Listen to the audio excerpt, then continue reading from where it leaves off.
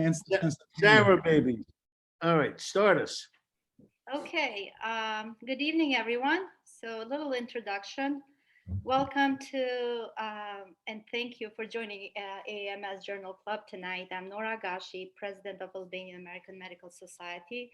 So this is our second journal club this month and our sixth one since we started.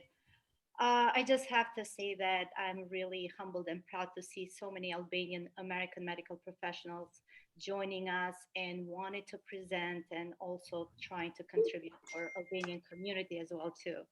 And I'm more than happy to see how young population, young healthcare professionals such as medical students, residents, researchers, they just probably at least once or twice a week, I get a phone call. They want to join, they want to present, and this is just like we're becoming greater and bigger, and it's really I'm proud about all this. So tonight's article it's going to be about surgical outcomes in acute mesenteric ischemia. Has anything changed over the years? This was published in World Journal of Surgery on September 17, 2019. Our presenters are Klevi Golloshim, graduated college at Yale University, majored in biology. Now he's a first-year medical student at Emory University, Atlanta, Georgia, and he's interested in pediatric specialty. We have the surgical resident, Dr. Elmira Emini. She's a resident at Brookdale University Hospital and Medical Center in New York, in Brooklyn, New York, with plans of pursuing a fellowship in vascular surgery. She's currently a research fellow at Montefiore Medical Center, focusing on vascular manifestations and complications in patients with COVID-19 infections. And the moderator, the attending tonight is Dr. Erion Qaja, who is a vascular surgeon who finished vascular surgery training at Hartford Hospital, University of Connecticut, currently working in Nuvance Health's division at vascular surgery in Poughkeepsie, New York since August 2020. So we can start with Klevi. Yes, I can start. Okay, Klevi. All yours. Yeah, hi there. So my name is Klevi, and today, again, I'll be presenting on surgical outcomes in acute AMI, acute mesenteric ischemia. Has anything changed over the years?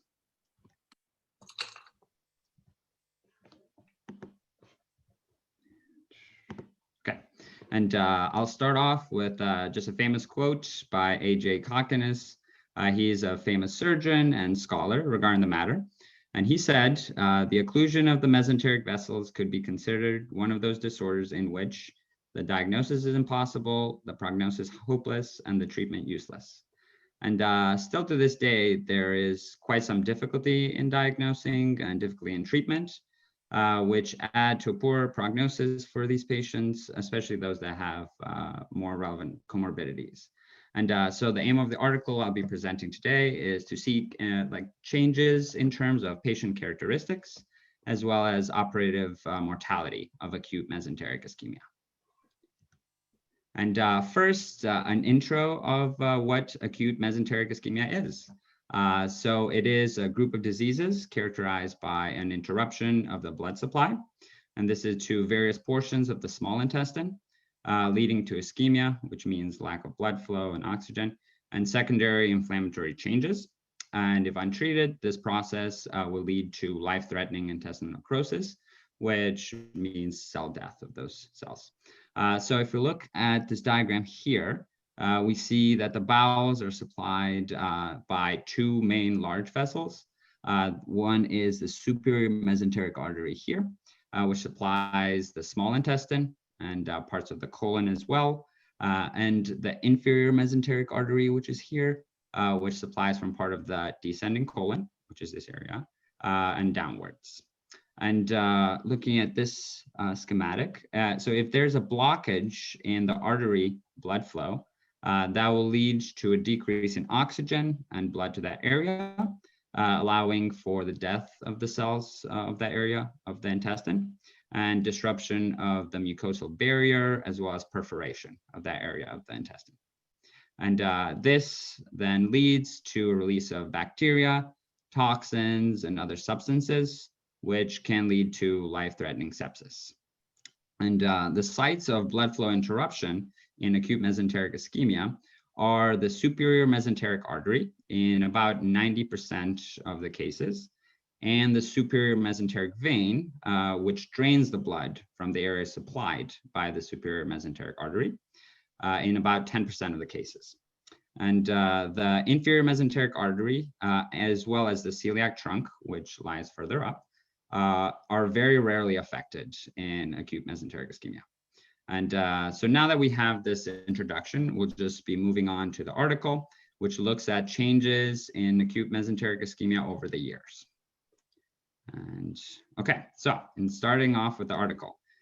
So the setting for the study was University Tertiary Care Center, and it was a longitudinal study of 323 patients, and this was in a time period from 1990 to 2015. And so there's different etiologies or causes of acute mesenteric ischemia. So they went on to actually classify those etiologies. And they did so based on things like radiological data, surgical findings, as well as after they resected the intestine, confirm them histologically.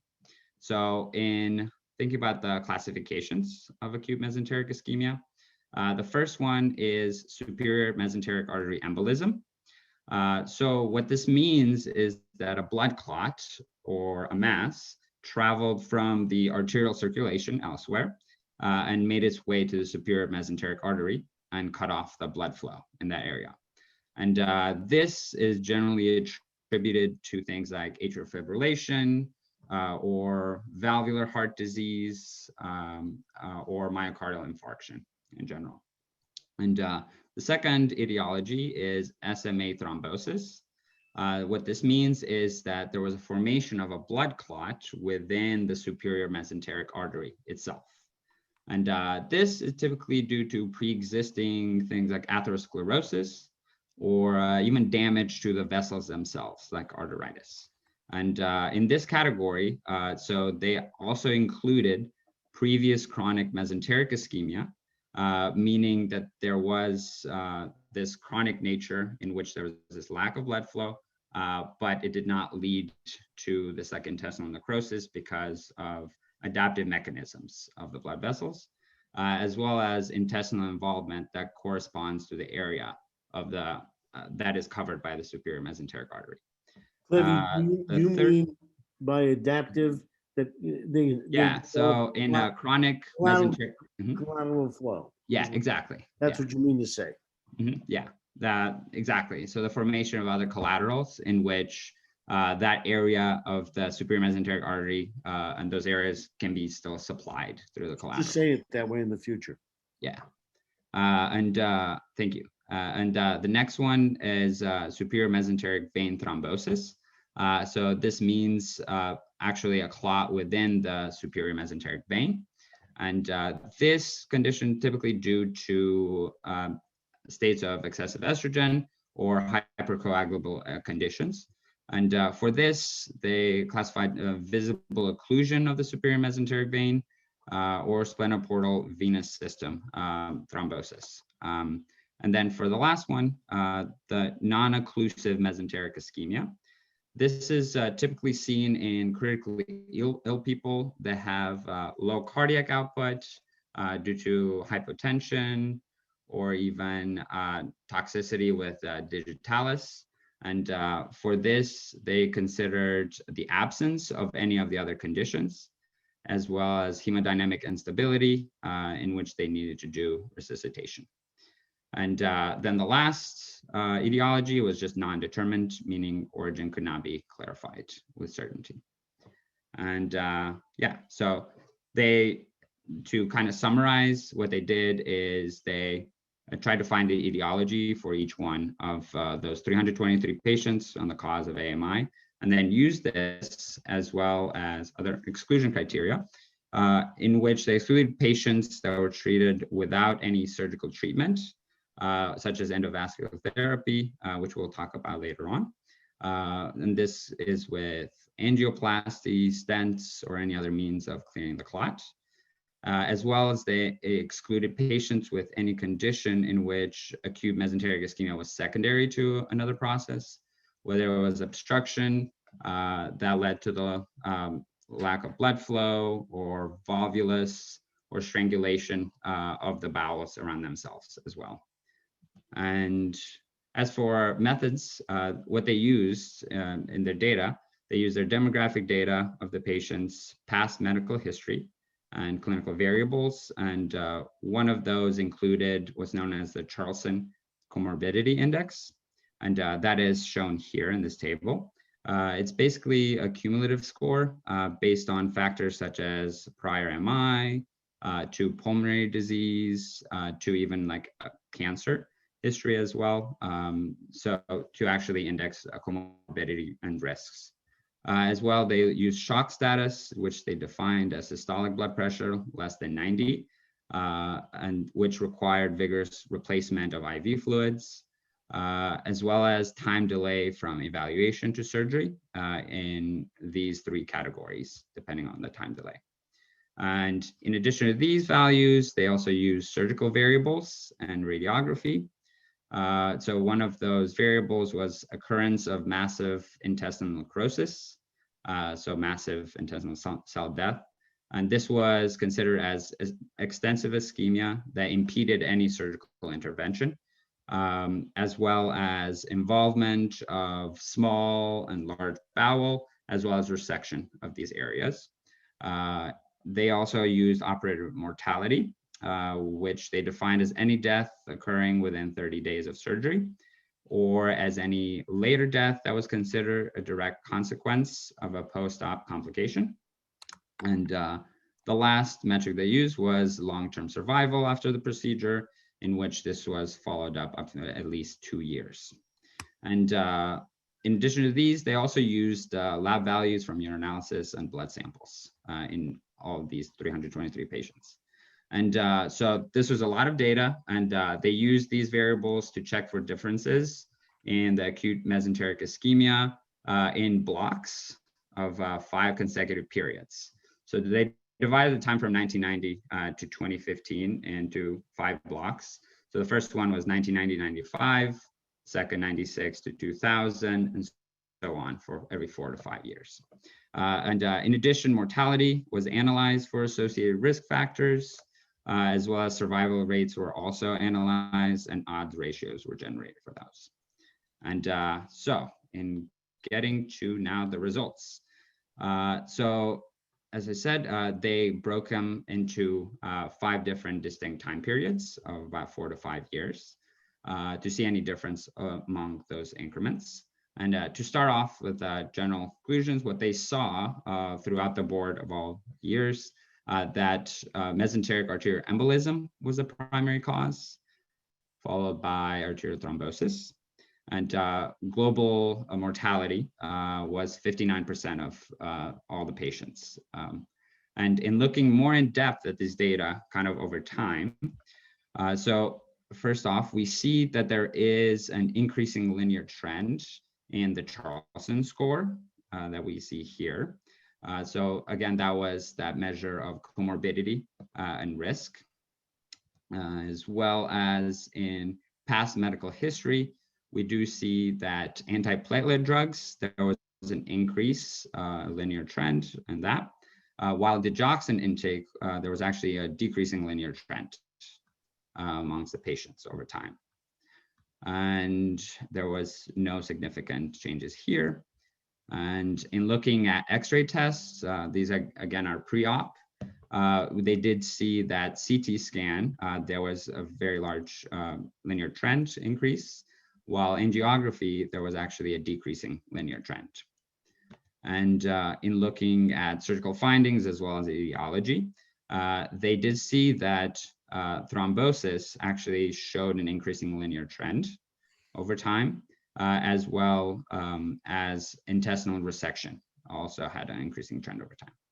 While emboli, as part of the etiology of AMI, actually showed a decreasing trend over time. And all of this was actually statistically significant. And then they actually use this data for single variable analysis according to mortality and survival of each patient for further analysis. And in looking at those further results, so these were the factors that they found were associated with an increase in mortality. And those are digoxin intake, shock, peritonism, which is a state of peritonitis, as well large bowel involvement, and as well as urea that they got from the urinalysis. However, the intestinal resection actually was a protective factor. And in looking at this data, they also looked at the year of surgery, and that was not selected as an independent factor associated with mortality, signifying that therapeutic treatments did not show a significant kind of improvement over time there. And following this, they actually converted, again, this is measured for surgical mortality. These were converted in looking at hazards model for survival instead, but using the same, again, metrics that were there. And they also added what's known as AIC criterion, which is a measure of the lack of fit in looking at survival. And this is typically used in time series, such as this one, in the increments of time, to test the performance of models in maximizing the fit of the data. And just to kind of get on to that, a desired result is to find the lowest possible AIC score. This indicates the best balance of model of fit, as well as generalizability in other cases. So in taking all this data, they actually plotted an evolution over time to looking at surgical mortality rates. And this is the graph that they generated.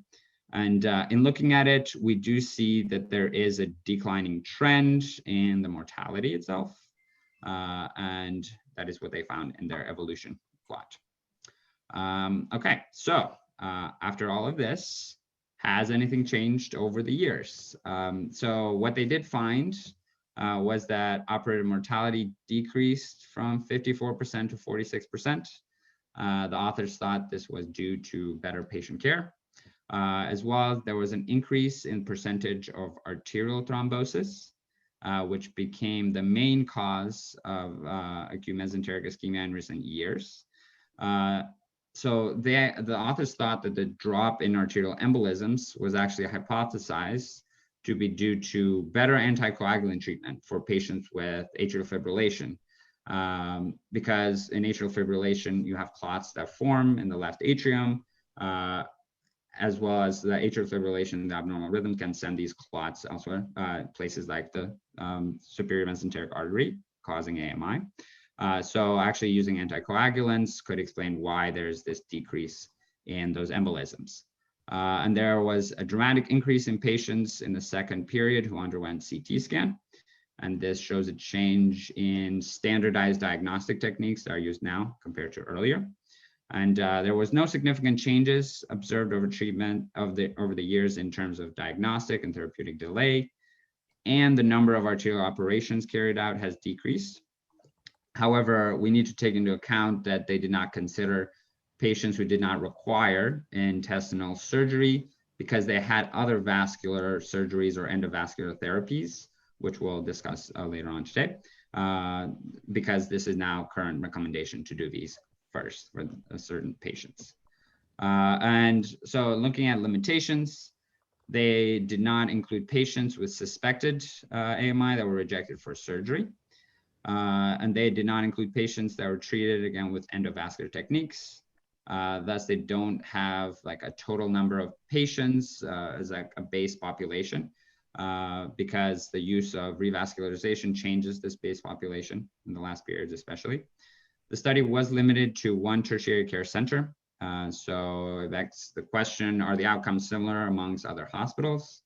There was no discussion of consequences of short bowel resection. So if we look at those data earlier, we did see that large bowel resection was associated with an increased mortality of AMI, but there was no discussion of consequences of short bowel resection. And one of those consequences is short bowel syndrome, which is shown here. Basically, it's a condition in which your body is unable to absorb enough nutrients from foods you eat because you actually have resected quite a bit of the small intestine, which leads to a series of symptoms from diarrhea, weight loss, and malnutrition. And it could be considered an associated and a worthy metric to use, as well as the AIC criterion, again, looking at the quality of fit of the data, measures just the relative quality of the models. So they could all still fit poorly. So you need even more measures to be able to standardize this model to other ones as well. And also the main limitation, so now we understand the pathophysiology as well as the etiology of mesenteric ischemia. Is there anything we can do differently to decrease the mortality? Even though the delay in diagnosis is kind of the main culprit still. And this is the paper that we used.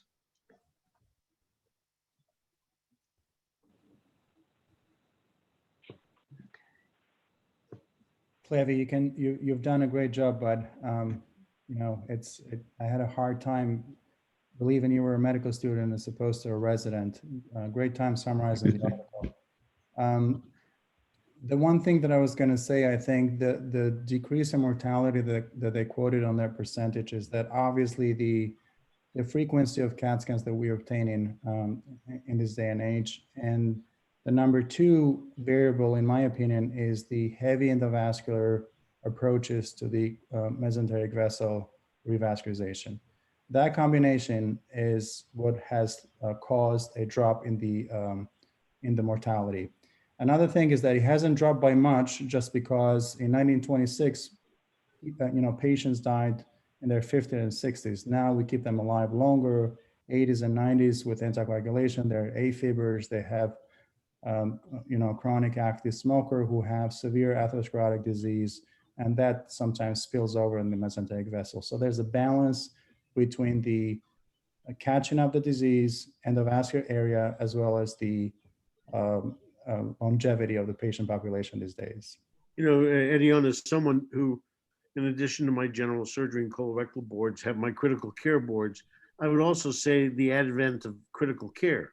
We treat patients differently with volume resuscitation than we did in the 80s and 70s and 90s. So I think that adding good critical care and volume resuscitation is something that has a small impact on it. But I agree with you, it's very frustrating. The mortality that exists today is not that different from what existed when I was a medical student at Hopkins. And that's 45 years ago. Yeah. That's amazing if you think about it. Yeah, and I think the one culprit in all the M&Ms that I've been in my training and my short life as an attending, the one culprit about mesenteric ischemia high mortality is that it's caught up late. You always hear stories how the patient was sitting in the ER for 12 hours. You always hear a story how a gen surgery was called and said a benign abdomen, so on and so forth. And if you look back, you can always take in that patients yesterday in the operating room and resect a dead gut, because what kills them is actually the cytokine release, the systemic inflammatory response, the septic shock, and the dead gut. But actually, you brought up a very good point. When they're sitting there in the emergency room with a benign abdomen, they often have pain out of proportion to what the physical findings are. And if you see someone who's in excruciating abdominal pain and has a negative abdomen, be suspicious that it's acute mesenteric ischemia. Did something happen? Did I disappear? Okay, well. I don't hear anyone. No, we hear you. Yeah, we hear you. Elmira has a presentation. Elmira has a. I get nervous when I'm alone, Lauren. And we can continue this discussion afterwards, but I just wanted to go more into the specifics of the classifications of acute mesenteric ischemia and their management for each disease etiology. Just give me a moment here to share my screen. I like the fact that you have a surgical stapler on your bookshelf. Wow. You must I be just saw pretty that. dangerous. Did you see that? Look at her bookshelf. Okay, give me one moment. Marvel. From the beginning.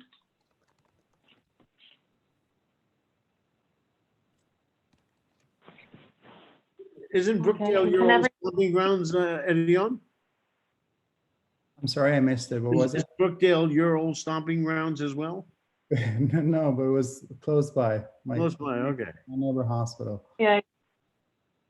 Okay, so hi, my name is Elmira. I'm an upcoming PGY3 at Brookdale, which is in East New York, Brooklyn.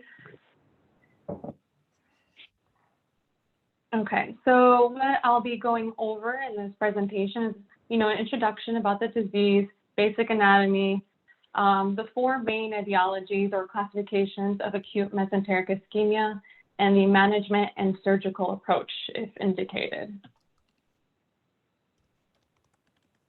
Okay.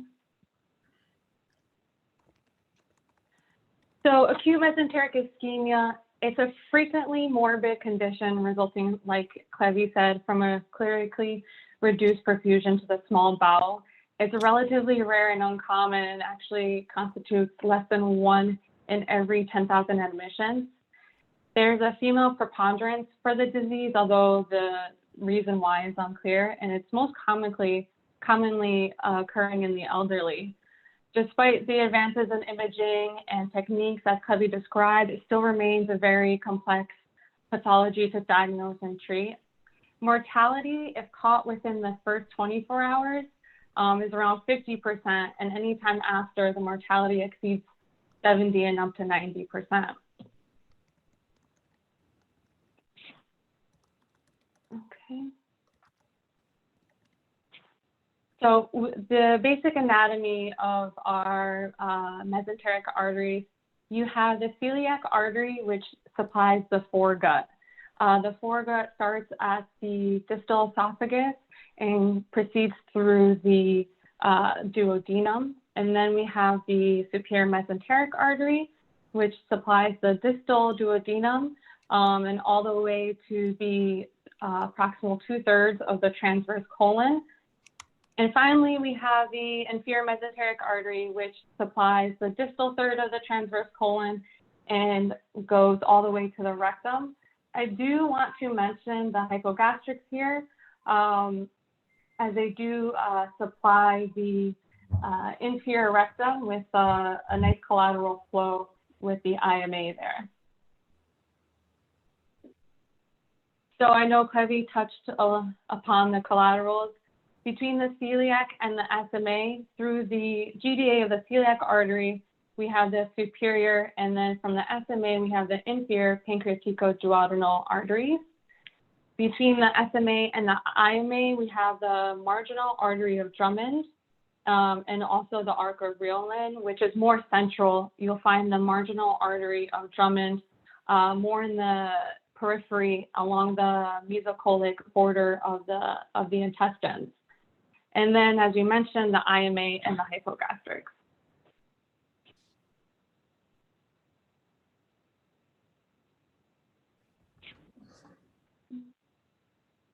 So, as we mentioned, there are four main etiologies or classifications of acute mesenteric ischemia. There's arterial, which Klevi mentioned. There's embolism being the most common, and thrombosis being the second most common. There is something we call non-occlusive mesenteric ischemia, which is more patchy. And then finally, mesenteric venous thrombosis, which is the least common of the four. So proceeding with our most common cause of acute mesenteric ischemia, we have embolic disease. Patients typically present, like we said, with an acute onset of abdominal pain. They'll report symptoms of nausea, vomiting, distension, diarrhea. The classic description of this diarrhea is bloody, and it's suddenly or forcefully evacuated. That being said, they could also have a forceful emesis as well. The classic buzz phrase here is pain out of proportion to exam, which we mentioned a couple of times already. So the patient will come to you writhing in pain, reporting 10 out of a 10 on the pain scale. But when you look at their physical exam, they may present with only mild abdominal tenderness that you may elicit, if anything. In terms of vital signs, these can vary anywhere from normal to hemodynamic instability, depending where along the disease process the patient presents to you. Frequently, you'll at least see tachycardia because these patients are dehydrated and hypovolemic.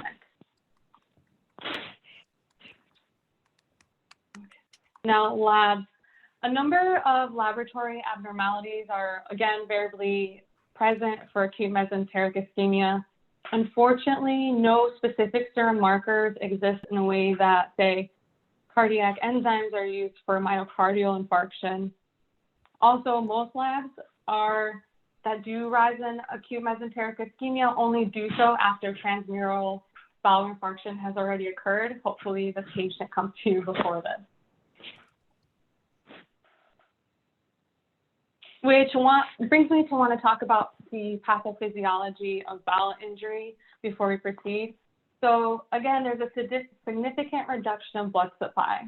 The first layer of the bowel that's affected is the mucosa, just because the oxygen demand there is a lot greater than the other layers of the bowel wall. So we start to compromise that. This leads into an infiltrate of a lot of inflammatory cells and a loss of capillary integrity.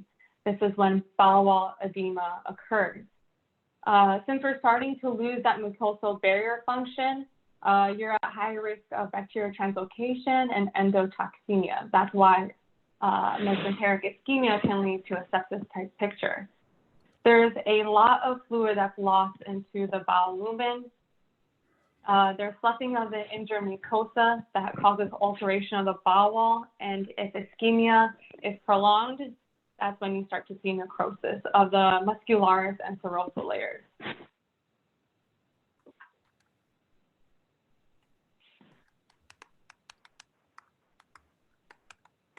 Okay, so in an embolic event, the embolism is almost often to the SMA, and this is theorized because of its acute angle of takeoff. It comes off the abdominal aorta at a 45-degree angle, and for that reason, it's more likely to catch those emboli. They tend to lodge more specifically in the SMA just distal to the takeoff of the middle colic artery, where there's a significant caliber change in the size of the vessel. It's important to remember when reviewing the CT imaging, as commonly the origin of the SMA may look patent, and you'll only see it disrupted when you move further distal along the vessel. So the middle colic artery actually takes off just after the first couple jejunal branches, resulting in a finding that they most often refer to as sparing of the proximal jejunum and even the transverse colon. They're at risk for ischemia instead in the distal jejunum, the ileum, and in the ascending colon. And also worthy to mention that the most common source of these emboli is cardiac in nature. So risk factors include, a history of atrial fibrillation, congestive heart failure, history of a prior embolic event, or even a recent MI.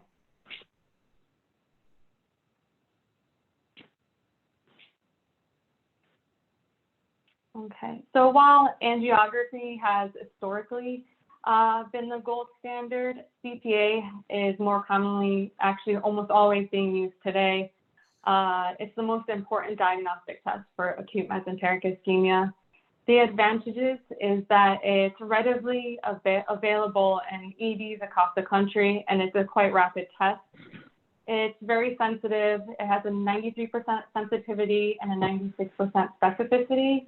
And then you can also simultaneously evaluate the integrity of the small bowel in addition to the vasculature, ruling out other, say, etiologies of the patient's abdominal pain. For operative planning, CTA may also, identify that presumed level of occlusion.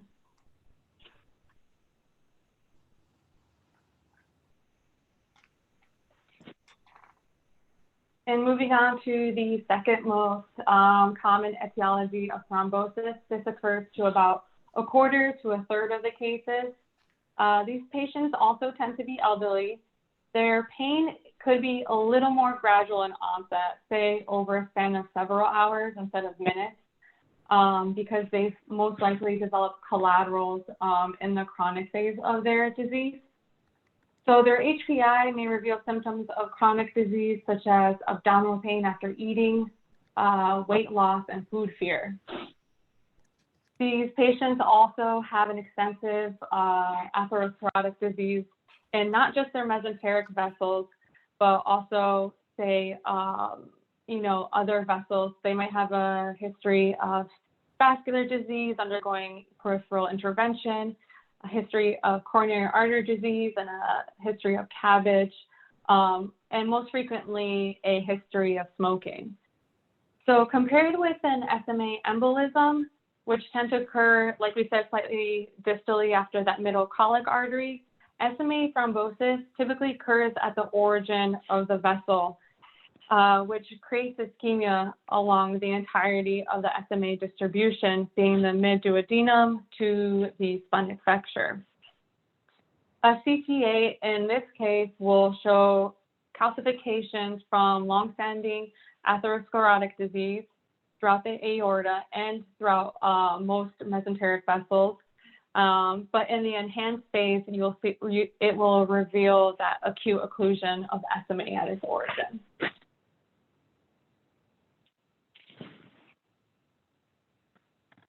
So management of a patient with acute mesenteric ischemia secondary to either of these arterial etiologies starts with the cornerstone, which is IV fluid resuscitation.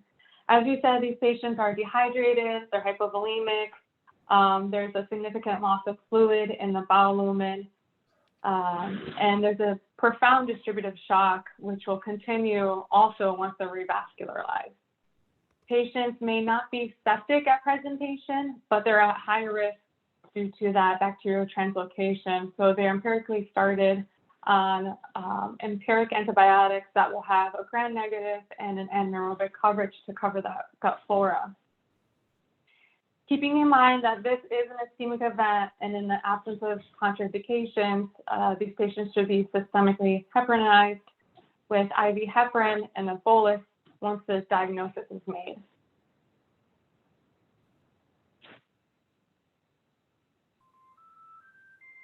So in terms of the operative strategy and goals, first you want to confirm the diagnosis. The patient is taken to the OR and is either started off with a diagnostic lap or exploratory laparotomy.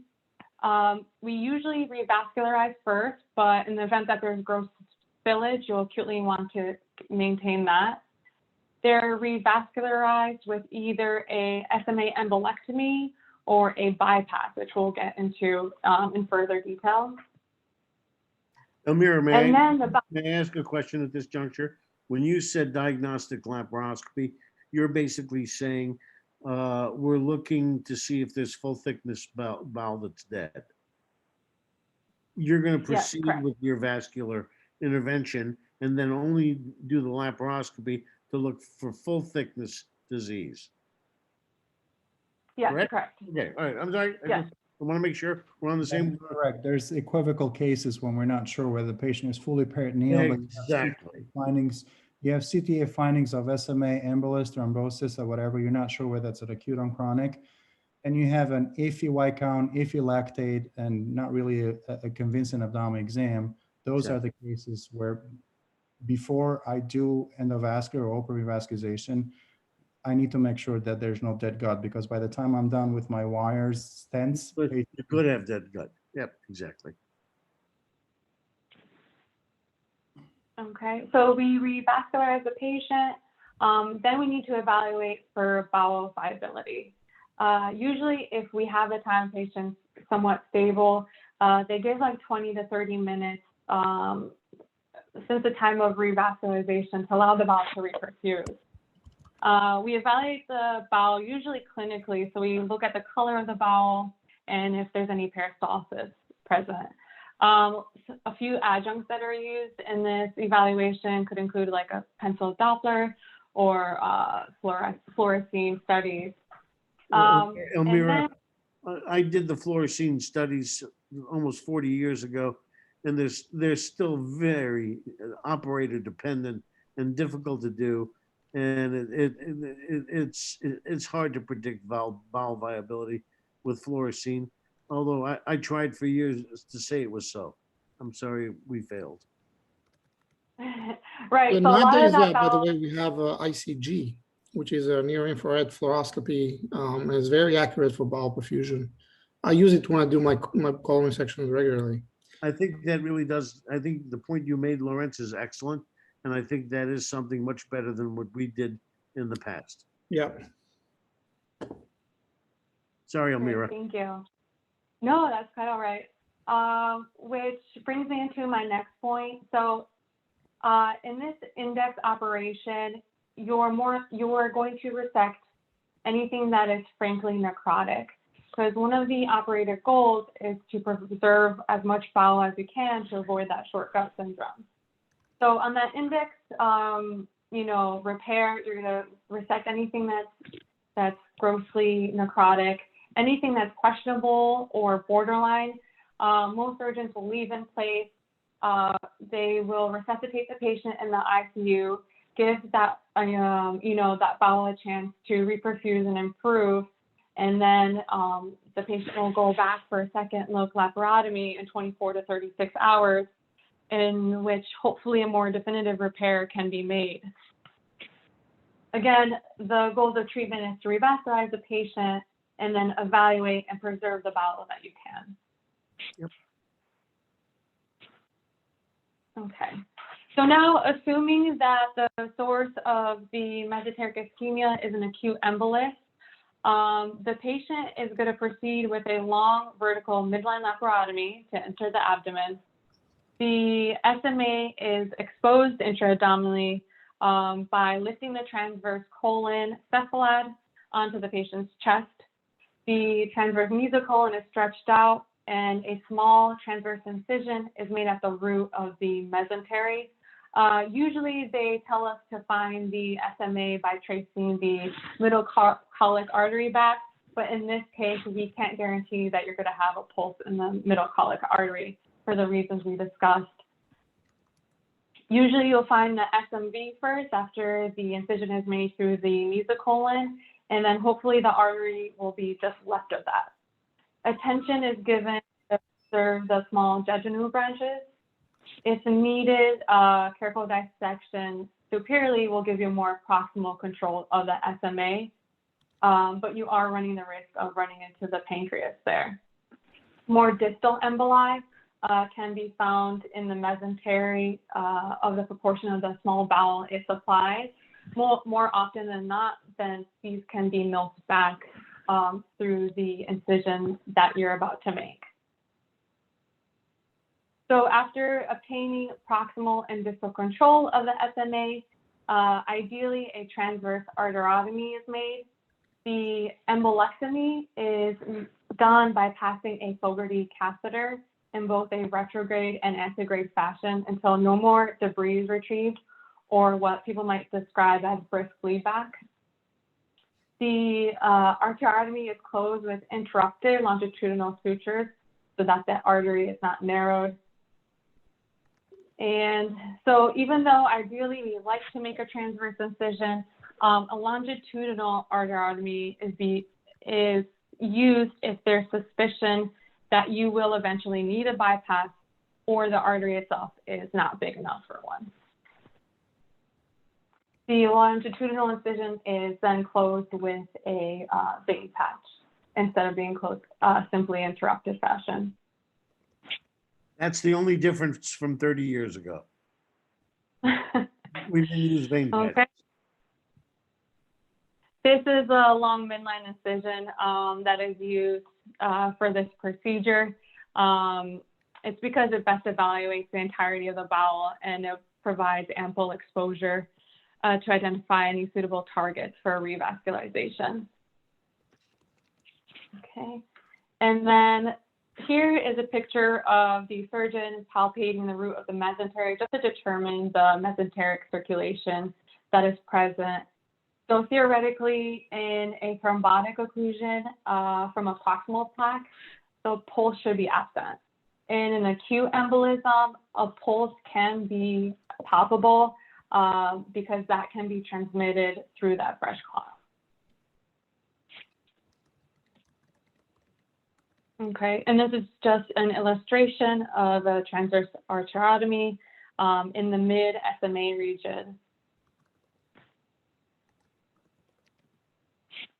And here, if you don't know what a Fogarty catheter is, this is shown in this image. It's passed both proximally and distally. And attention should be made, or at least you should caution with the distal embolectomy as the vessels become smaller and more friable. You don't want to overflate when passing the Fogarty distally to avoid creating a hematoma, because then you're compromising that section of bowel that it supplies. Some alternative techniques that you can use for the distal area is milking the thrombi proximally with your hand, or even pulling out the clot through the arteriotomy.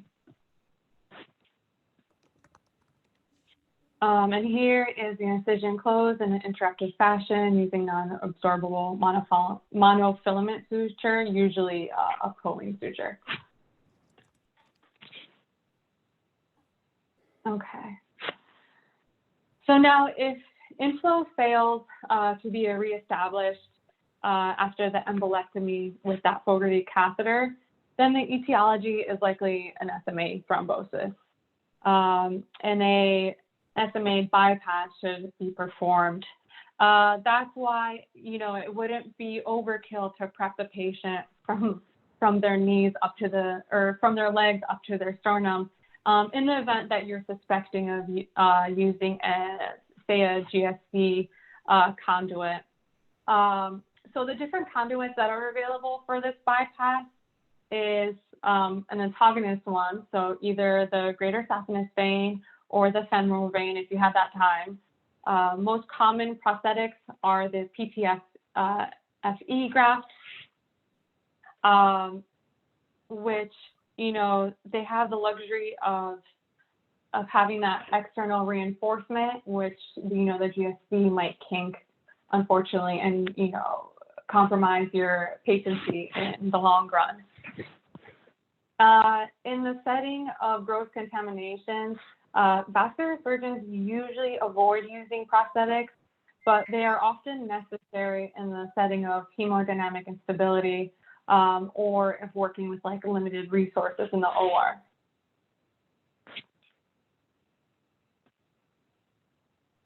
And there are quite a few configurations that are used. These are the three major ones, and I will go into detail for each one. So starting off with the short retrograde aortal SMA bypass, the advantages are that it's a speedy procedure and the length of the bypass is quite short, as you can see in this picture. However, this presumes that no aortic disease is involved. And as we know, patients with an SMA thrombus have pre-existing atherosclerotic disease, so it's not quite feasible. Next, we have a long retrograde iliac to SMA bypass.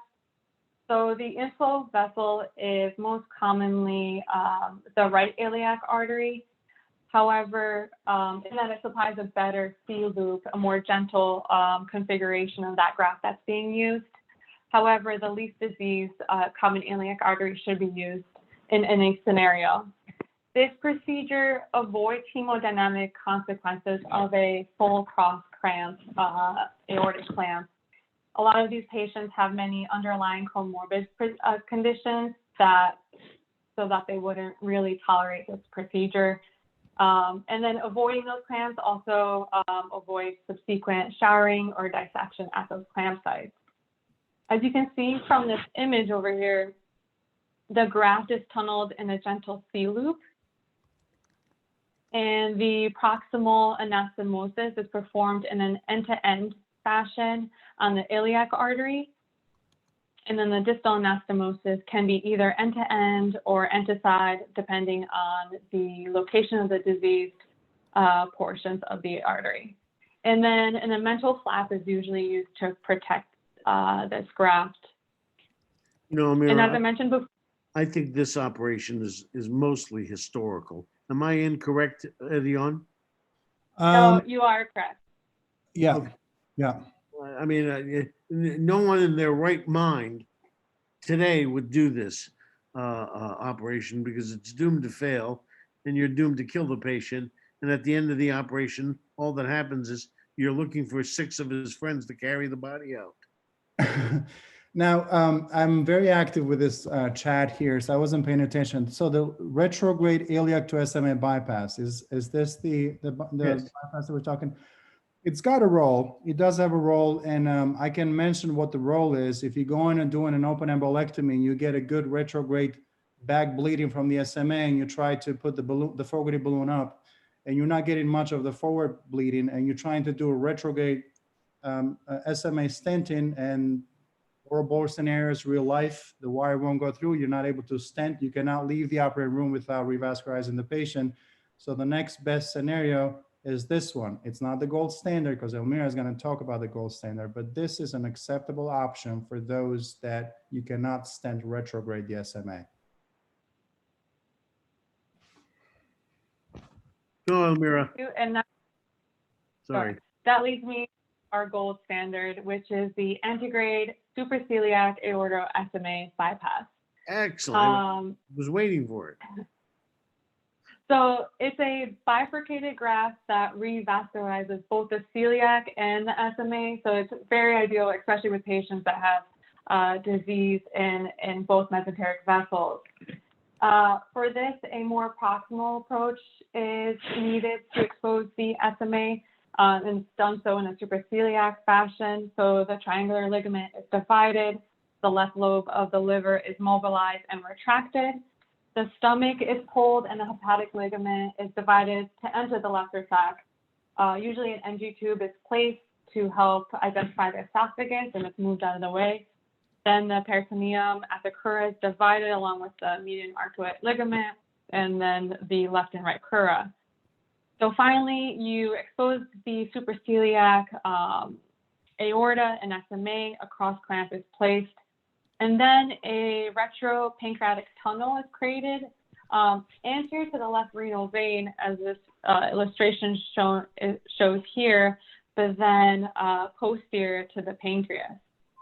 So the bifurcated graft is sewn to the supraceliac aorta, which is shown right here. And then the SMA limb is brought through that retropancreatic tunnel, and then the celiac limb is sewn to the celiac trunk right over here.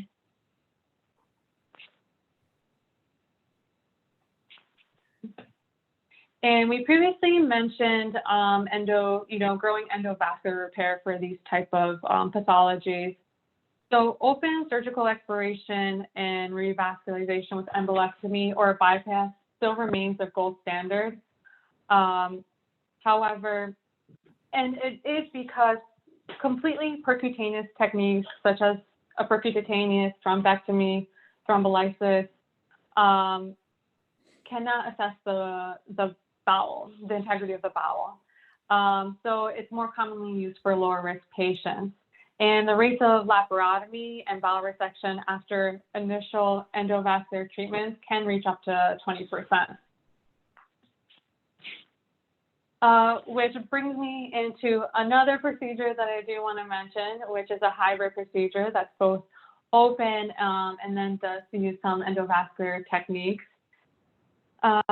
So again, a smaller midline laparotomy is made to enter the abdomen. And the SMA is punctured under direct visualization, but the disease area is treated endovascularly in a retrograde fashion that actually exceeds up into the aorta. And then that incision is extended if any necrotic bowel is encountered during this procedure. And Erion, can I ask, isn't this what we're mostly doing at Hartford Hospital now? That's what I thought. I mean, this is our standard gold procedure. Yeah, so the most common cause of mesenteric ischemia, as Elmira mentioned earlier, about 50% of the times in acute on chronic is thrombosis or incidothrombosis. Different names describing the same pathophysiology. When you have a piece of plaque breaking off the origin of the SMA. So you take out that piece of plaque by doing an embolectomy, but you also have to improve the inflow.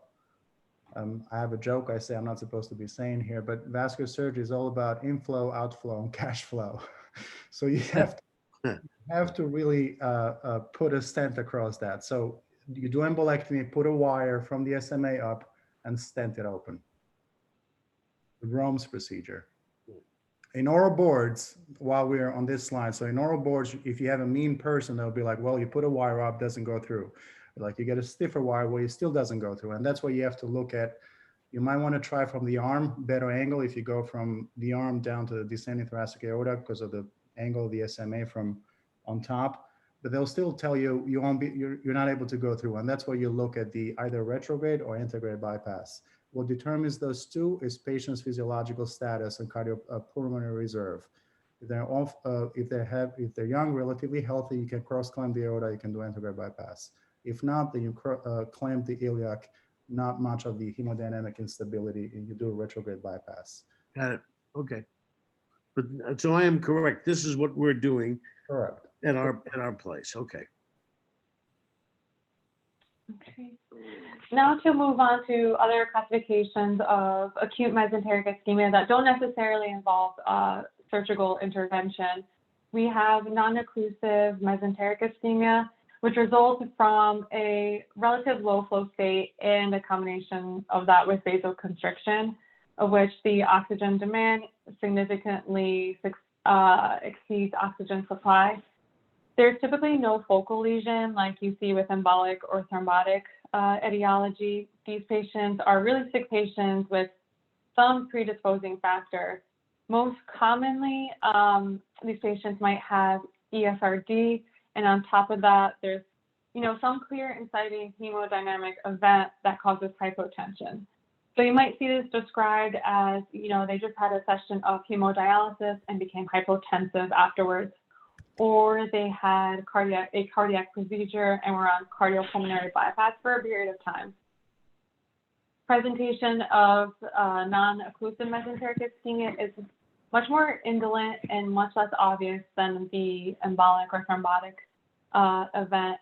And imaging is more consistent with diffuse vasospasm and hypovolemia. So on the CTA, you might see, narrowing of multiple branches of the SMA, alternating dilations and narrowing of the vessels, spasms of the artery, and impaired filling of or flattened IVC just because they're hypovolemic.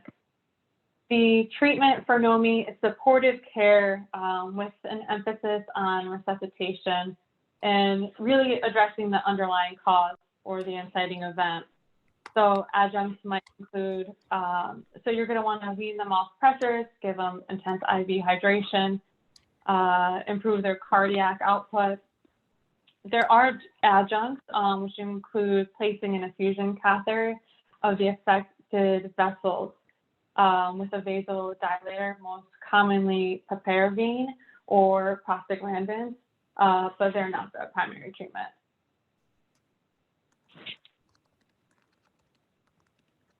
And finally, the least common etiology of the four that were mentioned is mesenteric venous thrombosis that occurs in about 10% of cases. It's most difficult to diagnose as they usually have a more retracted course. And these patients frequently undergo an extensive workup just because there's a wide variety of causes.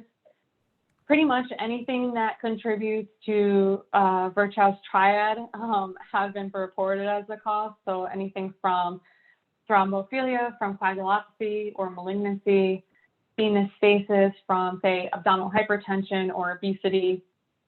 There's been cases of direct injury from trauma, and anything that causes inflammation. Think of acute pancreatitis, acute appendicitis. Essentially anything that can contribute to hypercoagulable states can predispose someone to a mesenteric venous thrombosis. The test of choice in this. Elmira, we've seen this as well. in patients who've undergone bariatric surgery and either have had an injury at the time of surgery or maybe just primary to the bariatric surgery. It's very rare. Dr. Papasavas has reported 3 cases in the literature. He's one of my partners. Okay, thank you. So the test of choice for mesenteric venous thrombosis is a CT venogram, and the most commonly identified pathology is some sort of thrombus in the SMV, but it can involve any of the mesenteric veins. And the treatment of choice is to anticoagulate the patient, which works in about most of the time, if not all the time, about 90% of the cases. It should be noted that the patient should be monitored for abdominal compartment syndrome, just because the bowel does become quite edematous, and laparotomy is reserved for patients with any peritoneal signs. There are reports of thrombolytics given. This is administered in a transhepatic or transjugular approach, and there's some literature on giving thrombolytics through the SMA, but that research is quite limited. The analogy I mentioned earlier that I like giving analogies. We get called quite often about mesenteric venous thrombosis, and there's literally no role for the vascular surgeon. There's anecdotal case series about someone putting a catheter into the SMA to treat a portovein thrombus. That's like growing your own tomatoes while watering your neighbor's cucumbers. You know, it just doesn't work. You have to call the You'll have to explain that analogy to me later. And then the real issue here is that if you do have bowel necrosis, you have to put a catheter into the portovein. The anatomy of the portovein is obviously the conjunction of the IMV and splenic vein, or superior mesenteric vein and splenic vein. So there's really no direct venous access to portovein unless you go transhepatic or transjugular. Correct. Keep going, Elmira. Are you done? Yeah, that's it. I think I covered the 4 main causes of acute mesenteric. Can I make a comment then? Both you, Sure. your presentation, Elmira, was spectacular. Spot on. You covered everything appropriately, and it would really be suitable for a master class. Klevi, I'm so impressed by your presentation as a medical student. I don't know what to tell you. It is really phenomenal, and I congratulate both of you for really doing an outstanding job. And I thank you for educating us. So now to other questions. Before we move on, I have to second that thought. You guys make me nostalgic about my medical school and residency years. Good job, both of you. Thank you. The only difference is that actually, compared to you, Erion, these guys are really Smarter. I good. know you're going to get there. They're smarter than These guys are really good. Okay. Well, one of them is Klevi, going to be a vascular surgeon, so. it's a great presentation, Klevi and Elmira. And Erion, it's always a pleasure to have you as a moderator. You're great. You're amazing. Klevi, are you sure you're a first-year medical student? Exactly. The guys. I have a lot to learn, so thank you for teaching. I know, but you are really good. Really good. Good Klevi, job. just one thing. I went to medical school wanting to become a pediatrician too. Just leave it there. When I was a first-year medical student, all I did was smoke dope and say, "Why am I here?" But this is great. I think surgeons are trying to change your mind. Halfway work. Yeah, you were great. Everybody was great. Thank you so much for joining us. Any questions for our team here? Anyone? Thank God these are rare disorders that we don't see frequently. And Erion is correct. We get 1,000 consultations to rule out dead bowel, and most of them are inappropriate. But you have to be suspicious because sooner or later, and it's happened to me twice in my lifetime, somebody will come in with severe abdominal pain and no symptoms, and you're going to make the diagnosis that's going to save their life. So it's a good feeling if you do it. So you got to keep it in the back of your mind. So Erion, if you, when you heparinize a patient and if you establish revascularization, what is the further treatment as an outpatient after that? After mesenteric ischemia. Yeah. So if they get a If they stent, don't require, They've got to live to be an outpatient. yeah, yeah, 30–40% of them do make it outside the hospital, sometimes 50%. And it all depends because we're constellating all these different etiologies, which just, you have to be mindful of them. Mesenteric venous thrombosis, 80–90% of the patients don't ever go to the operating room. They're treated with heparin drip. So the AMI and the in situ thrombosis, those are the acute mesenteric ischemia due to embolus and in situ thrombosis, those are the etiologies that really give you a headache to revascularize. Now, if they got a stent, they have to be a dual antiplatelet therapy and high dose statin therapy. That's just like my cocktail for every patient that gets a stent. If they get a bypass, if it's a GSV bypass or PTFE, baby aspirin, high dose statin is sufficient. If they get an antegrade bypass, those are usually large caliber, short distance bypasses. They too get baby aspirin just for optimizing their medical therapy and reducing their cardiovascular risk profile. But usually stents will require aspirin Plavix. Now, if you resected bowel and you revascularize the SMA, regardless what you've done, patient stays on heparin drip. Usually the general surgeons will be like, can we do 500 units an hour? Can, you know, they'll drag you down to the lower end. You obviously like them to bleed. It's okay if they bleed and you transfuse. They have the belly open. You're going to wash them out. What you don't want is restenosis, rethrombosis, or whatever you did, because they'll be fatal. So you go in the operating room, you resect bowel. There's three possibilities of that bowel. It's either healthy, questionable, necrotic. You leave the healthy and the questionable behind. You take the necrotic out, leave it in discontinuity. You walk away from there and let the vascular surgeon figure out how to revascularize them. And then you leave the belly open, put them up there, bring them in the ICU. That's the second loop laparotomy. And then that's where you correct the coagulopathy, antibiotics, replete the intravascular volume, so on and so forth, and leaving them on heparin drip. I cannot stress it enough. If you go back for a second look, and you find more dead gut, you resect it, and you hope you don't end up with a short gut syndrome. I had a couple of cases when we had to go back for a third look. This is where I draw the line. This is where you have to have the conversation with the patient that if this ends up going for a third time, I would not advise them to go for a third look. That's just my personal opinion. There's no Usually not the patient, it's the family you have the conversation with. Correct. So this is where I draw the line. Second look, resect bowel, it's okay. The third look, the prognosis is pretty dismal. So I wouldn't take them back, resect, resect, resect. Another point, I mean, there's a lot of points, but when you do those direct aorta SMA bypasses, those are of historical nature.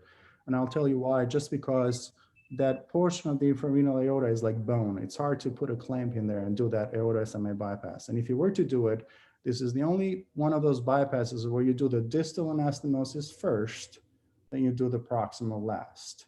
And when you do that, you have the buckwalter inside the patient's belly, everything is retracted.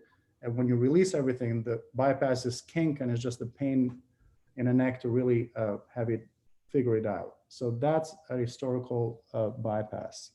The gold standard we mentioned was the aorta SMA. It's important how to tunnel the limb. So it's usually a bifurcated graft, the bifurcated graft that goes to the celiac and the other limb that goes to the SMA. It's important to know how to tunnel the graft that goes to the SMA. That's retropancreatic. So you get a huge Kelly clamp. You put your fingers below the pancreas in one hand, and then the other one from on top, just underneath the stomach, and you just shove a Kelly clamp. But you don't know whether that Kelly clamp is going through the pancreas or whatever. It makes noises. Sometimes it does. Sometimes it does. So if you have a pancreatic leak on a graft like that, the patient is dead. That is dead. And then I was pretty active when I was writing on that chat. You know, there's a historical question whether you should use a PTFE or GSV. It all depends on the patient's, you know, pressor status, acidosis. Is the anesthesiologist nervous? Are they banging their drawers to like get pressors? And that you get a feel in the room. If the patient is doing really bad, you have no time to be cute and get a GSV and do a bypass. Just reach out for a PTFE and get the patient off the table. Exactly. I see here on the chat also discussing IR, when it's IR appropriate. Well, I said initially never, but I guess the mesenteric venous thrombosis has a role for IR there.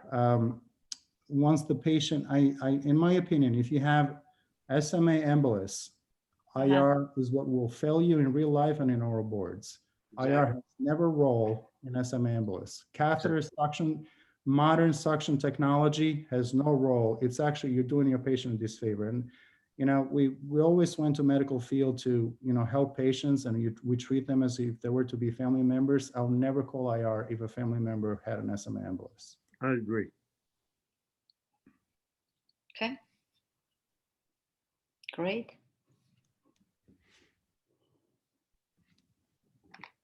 All right, so we can conclude this journal club. It was great to have you here. I would like to point it out, our next journal club will be on July. We don't have the date yet, but you will receive the email.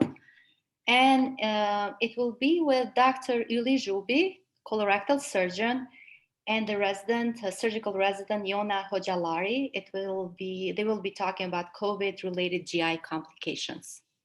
Great topic. Great topic. Wow. All right, everyone. I just want to say one last thing. You know, in the last two journal clubs, we talked about the COVID and the thrombosis, and now we're talking about SMA embolus. A common denominator here is it's always anesthesia's fault. It's been a pleasure, all. You have learned well. Exactly. We don't have Dr. Naim Kochia to hear this, but I will involve him next time. I know You can't intervene without us titrating those drips.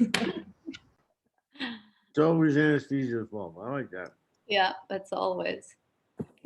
Let me say something, actually. I didn't talk. So I don't want to talk. I'm Arbor. Nice to meet you all. So I don't want to talk about the topics. Amazing. Like, I really learn a lot. But what I really want to talk is, like, we were like 22, right? We can easily be 200 in 2 more months. So each of you invite 3 people and 3 people, 3 people, and this is going to, like, have a big impact in this journal club. So I don't like to learn just by myself. I like to invite other people to be. But we cannot do this by ourselves, and Dr. Nora cannot do this by herself. So I highly recommend and suggest, like, invite 3 people, and those 3 people, 3 friends. And I'm pretty sure that each of you know, like, more than 3 people who are in the medical field. It doesn't matter to be a physician. They can be a pharmacologist. They can be a public health clinicians. And then in this way, we can expand this kind of like a knowledge platform for not for only us, you know, but you know, maybe in the future we can build our, like, Albanian American journal or whatever.